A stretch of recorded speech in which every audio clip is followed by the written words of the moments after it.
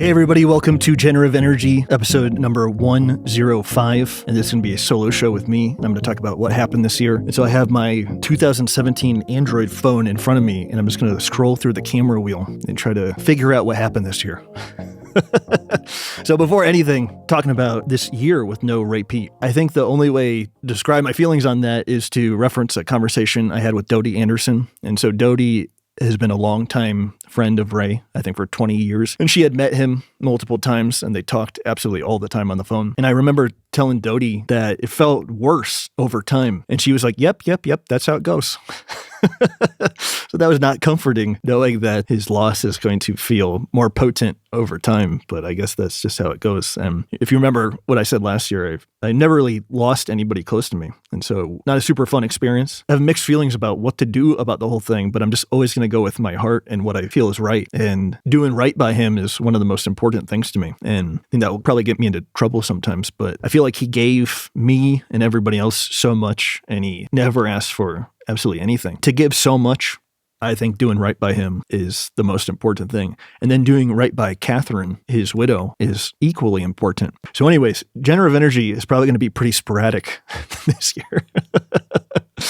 And I think I planned something with Keith Littlewood. Like we'll probably talk in the next few months or so here, but definitely not regular episodes. And I'm going to turn lots of my attention on Bioenergetic Basics. So that was that mini podcast that I was doing. And I think that's really the right move because I've never received so much positive feedback on something I've done that helps me with my job. I can't tell you how many people I've talked to and they're like, oh, I listened to the Bioenergetic Basics thing and I realized I was taking too much T3 or not taking enough T4 or something like that. And then also, you know, I think it's like a meme on Twitter now of Bulgarian peating versus Mexican peating. A person like myself having experienced really bad illness, I think there are safe ways of going about it. And that's my message, is how to do this stuff in a safe way. And I think Ray was really concerned about that too. You know, like risk aversion in the sense of not using the most new, possibly dangerous, risky chemicals. That's my story. Stopping a lot of supplements and improving my digestion. Me realizing that I was harming myself for long periods of time. And I think a lot of people do that. I talk to 8-9 people a day. I see this absolutely all the time. My message is not this ultra experimental approach. It's more the tried and true method of assessing thyroid function, getting the vitamin D level up, eating well, trying to solve bowel problems, optimizing your environment. And those are things I really believe in. Bioenergetic Basics helps me with that. And so I'm probably going to shift focus here and really pump out those episodes. It might be a good idea to mention that I had my first digital product in probably 10 years. It's called Bioenergetic Basics, and it's a course. So I recorded this thing probably a dozen times, and I finally got it to the point where I liked it. And it's an hour and 10 minutes, cut down from, I think, like 2.5 hours. So there's lots of editing for it to be as dense as possible. But the whole goal was to promote safe practices, all the things that I talk about on one-to-ones absolutely all the time, over 10 years experience. Talk about safe practices of doing these things in a concise way, where all the information is in one place. So you can find that on patreon.com/TanyRoddy on the shop tab. And then you can also find it on Gumroad, and there'll be links below for it. And to be honest with you, I think that's better than paying to talk to me. A lot of times I see people's eyes glaze over when we're talking, and it's a lot of information to take in at one time. And so this Bioenergetic Basics course is something that you can stop, rewind, slow down, and try to take it all in, because a lot of times I just can tell I'm confusing people, or they're brand new to Ray Peat and they're totally confused what's going on. I filmed this for a multitude of reasons, but one of the main ones was I think it's probably more easily assimilable for a person that is not introed into absolutely all this stuff. So I'm still looking at my Instagram here. Okay, so you guys are probably bored of me talking about this, but I got puppies in January. And so there's a shipping company, and well, let me back up here for a second. So I am literally quoted saying, if the universe wants me to have dogs, I'll get them. And so maybe within 3 or 4 months of saying that, my mailman came to my house to deliver some packages, and he gave me 2 tiny dogs in a Huggies box. And my brain executed a file to rapidly figure out why not to take these dogs. And it came up with an error and a question mark, empty folder, and I took them. And I mean, this was while I was having trouble with chickens and stuff like that. I was already stressed out with taking care of 30 chickens. And so anyways, I take these dogs and I have no idea what I'm doing. You know, I haven't taken care of 2 dogs ever. And so I give them some milk and I'm on a phone call and I tell the person, you're not going to believe this, but I just inherited 2 little dogs. And the person said, RIP your sleep. And I said, what are you talking about? And so that was the beginning of a challenging situation. I didn't have a place for these dogs, and they kept waking me up every single night. And then sometimes I'd wake up to cleaning up poop, pee, and I mean, it was just a big process. And the thing that it taught me more than anything was I have so much respect for people that have children. It's basically like you sacrifice some amount of yourself for them. And I'm sure with a child, that's exponential. But I aged a little bit more this year because I have dogs. It made me really think that I could not have children because I just think my health would really suffer in the process. And I talked to new fathers, and they are obviously very underslept. I'm not complaining about it. I took it on, and I guess the universe wanted me to have them, so I had to do it.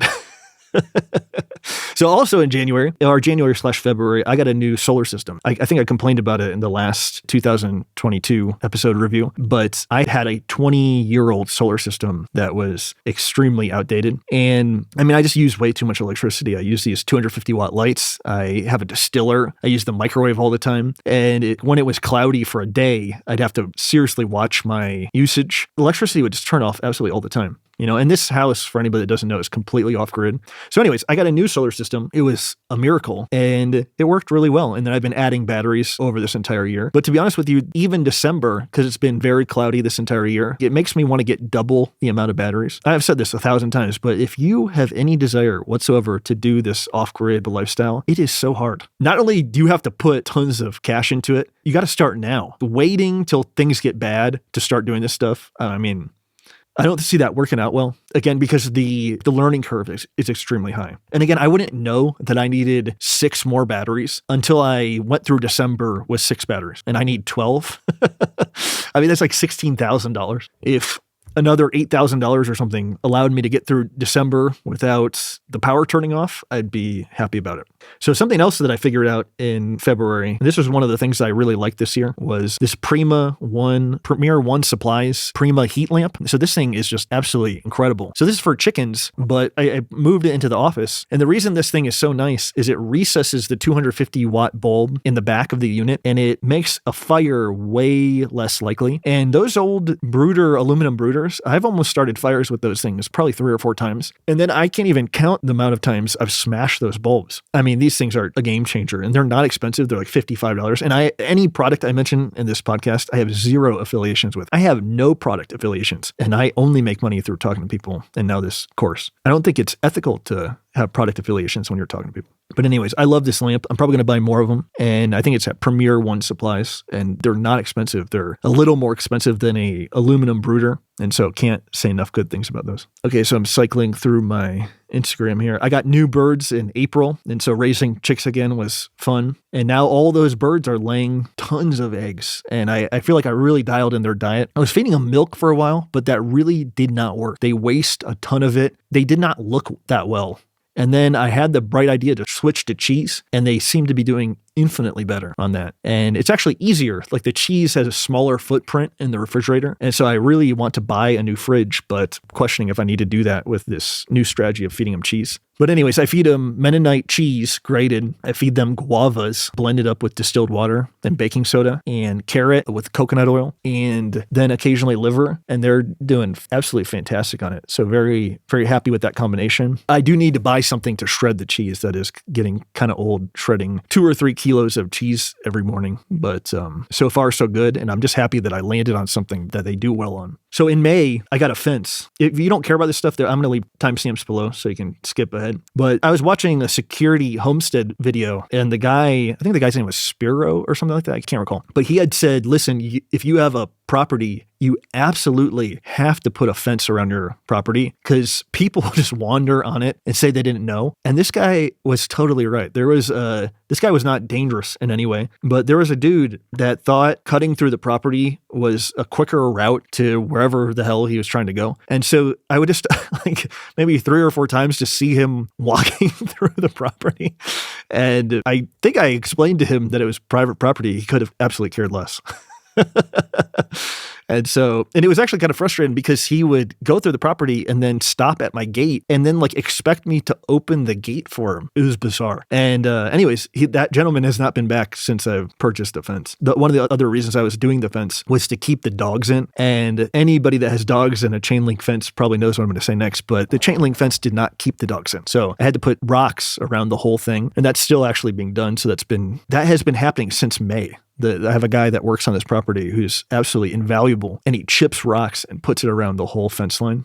So also in May, this was the first time I took a photo of it, but it wasn't when I got it. But the CT Classic water distiller, again, no affiliation whatsoever. This thing is incredible. The well water on this property is very toxic. It has lots of fluoride. It has lots of arsenic and I think lead as well. It might be radioactive. And the CT Classic distiller gets rid of not only all of that, but it's like a way to make distilled water at your house. And also I run this thing 4 or 5 times per day when it's sunny, and it's just a workhorse. And I've been running it absolutely all year, especially when I got this new solar system. For it not to have broken down for how much I use it is crazy. If I have some spare cash laying around, I might buy the bigger unit just because I am refilling it all the time. That gets a little bit old. I only use the water for occasionally oxtail soup and coffee. The reason I use it so much these days is for the animals, so dogs and the chickens. But I can't say enough good things about this. If this broke today, I'd buy a new one tomorrow. So I'm looking at a photo of a meal that I've had about 1,000 times this year. It's eggs, cheese, Emmentaler cheese, and then well-cooked zucchini. Definitely been eating more eggs and less meat this year. Don't notice any negatives from it. Health-wise, the one challenging thing, and again, I'm not trying to complain about this, was the dogs. At least from January to August, I don't think I've ever slept that little in my life. Just because I was working so often made it challenging. But again, not complaining, just saying it like it is. So the new chicken run, we started building that in July, and I think it finished in August, and that was a game changer as well. And we put rocks around that whole thing. And so we moved the chickens from a small little area to an absolutely gigantic area. And I think that did improve their health almost instantaneously. Chickens in a small space, they become kind of listless. They seem lethargic and bored. And when I put them in the new space, they brightened up immediately. And I want to have way more chickens. So I have about 30. I'd love to have 100, but their diet is pretty expensive. So I need to have a plan to start selling these eggs. And if you don't know, the brand is called Huevolismos. The eggs are incredible. Tastes really good. They are very hearty, very filling, and the yolk is very creamy. This has been a good way to distract myself from the terrors of reality, is raising these chickens. Chickens are just infinitely funny and interesting, and their culture is hilarious, and just hanging around them is too much fun. I'm cycling through these photos to see what else. So September, not much. I got a new automatic chicken door in October, and this might not sound like a big deal, but if you look at chicken doors, you'll find that a lot of the reviews say this door killed my chickens. And so I did lots of research, a ridiculous amount of research, and I ended up on the pullet-shut door, and I love this thing. Super well built, very heavy duty. If it, for whatever reason, broke, I'd buy a new one immediately, but I hope it doesn't. So something else that happened in October was that my boy and girl dog had 4 puppies. And so this was a failing on my part. I had locked the girl dog up for 3 weeks, and I thought the time that she could get pregnant was over, and they made it on the 4th week. But it turned out to be a blessing in disguise because the puppies are incredible, huge vitality booster, and I care and love them so much.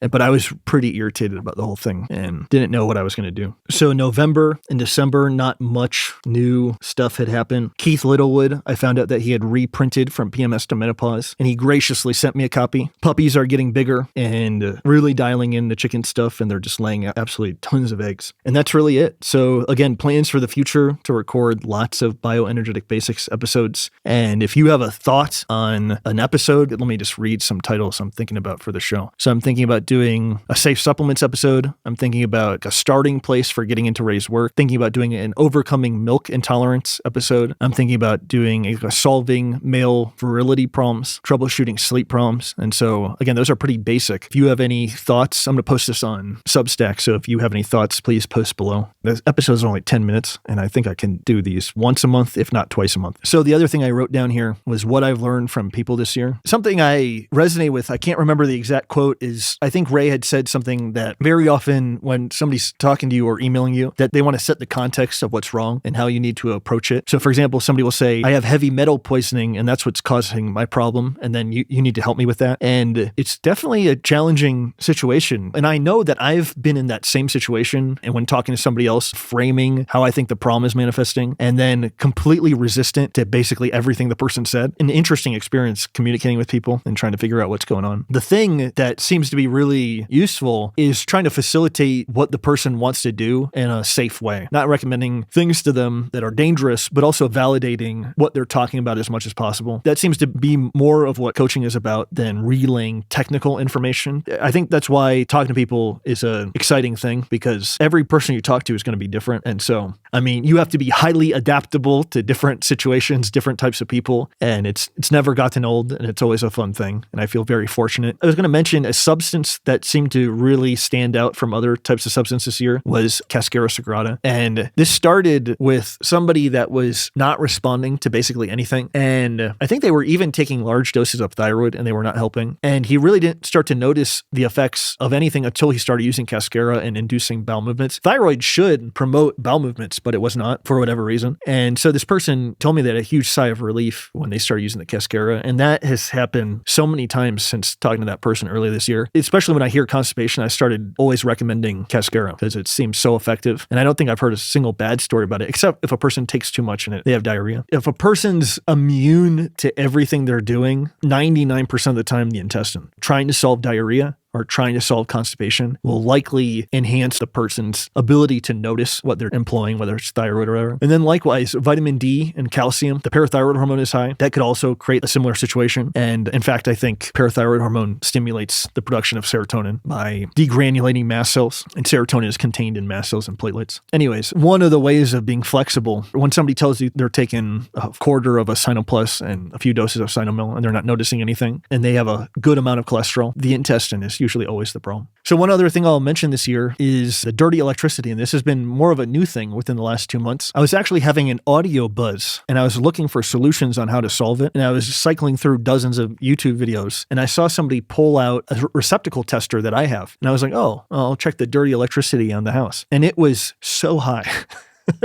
I think because I have a solar system, I just couldn't believe it. So anyways, I strategically moved the filters more into my office and the kitchen where it is closer to the solar system. And it made a pretty big difference. Like for example, if I sat in one area of the room, I could get tinnitus if I sat there for long enough. And the filters noticeably reduced it. The dirty electricity in this house was absolutely crazy, like 100 times the safe amount. Anyways, I'm pretty hot on that right now. And it's something that you set and kind of forget. You're not like constantly approaching dirty electricity. But I have those greenwave filters. And again, no affiliation. And I purchased probably 20 more of them. I'm going to strategically try to put them as close to the electrical box as possible. I don't think I'll be able to put new receptacles on the left and right leg of the power system, but I'm probably put them as close to the outlets as possible. But that is really it. This podcast brought to you by Bioenergetic Basics on patreon.com/Danny Roddy. And you can click on the shop tab and you can see a preview of Bioenergetic Basics. Tried to make it as dense as possible. I think it will help a lot of people. And I think it solves lots of problems that people are constantly having and being confused about conflicting information in kind of the Ray Peat sphere. This is my approach. This is how I approach things. I'm not saying it's the right way. I'm just saying it's how I do things. Guys, hey, thank you so much. Appreciate it. Terrified and looking forward to 2024. Actually, we should probably talk about what's going to happen in 2024.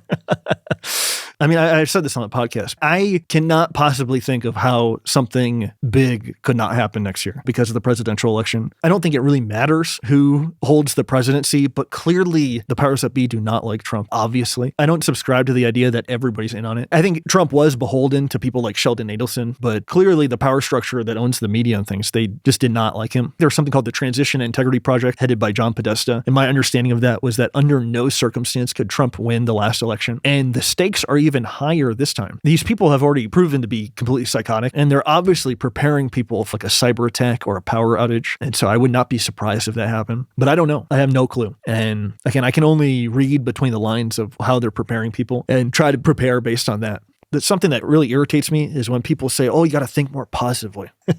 This to me is like somebody's beaten you up, forced you to take an injection that you did not want to take, fired you from your job, distanced you from your family, friends, etc. And they told you, hey, I'm coming back and I'm going to turn off your power. I'm going to take your food and I'm going to steal your money. And in that situation, telling the person like, oh, just forget about it. You should think more positively about the situation. Like it seems completely delusional. Like these people have already proven that they will make your life extremely difficult, inject you with some toxic shit that was made in a lab yesterday, and then erase everybody's memory about it. Everybody has forgotten about that. I would just expect more of that, but worse. Power being out in the USA for a week, a month, 6 months, forget about it. That would be the worst situation imaginable. Toilets not working, septic systems backing up, people completely wigging out, not being able to get their meds. And there was actually a blackout in 2003. And you can check, I put the video of it on my Telegram, t.me/Danny Roddy. I think it was only for like a day, but that didn't look fun. And people are so unprepared. I would take a blackout in 2003 versus 2023. So anyways, having food, having water, having a way to defend yourself, not keeping tons of your money in the bank, not financial advice, having cash, that would go a long way. Anyways, that's what I'm doing and excited about the positive things about 2024, but political, socioeconomic stuff, not excited about that. Okay, so appreciate you guys. Leave a comment on Substack. Check out Bioenergetic Basics, and then appreciate you guys. One of the reasons I felt emboldened was I knew how many people really felt the same way about Ray that I did, and so I did not feel alone. So that definitely felt good. Again, I think the only thing to do is to do right by Ray, and I'll always try to follow that. If what I'm doing does not look like that, I'll have to think about it and reorient myself. But yeah. Guys, appreciate you so much. Thank you, and have a great rest of your day. I'll talk to you guys soon, and peace out.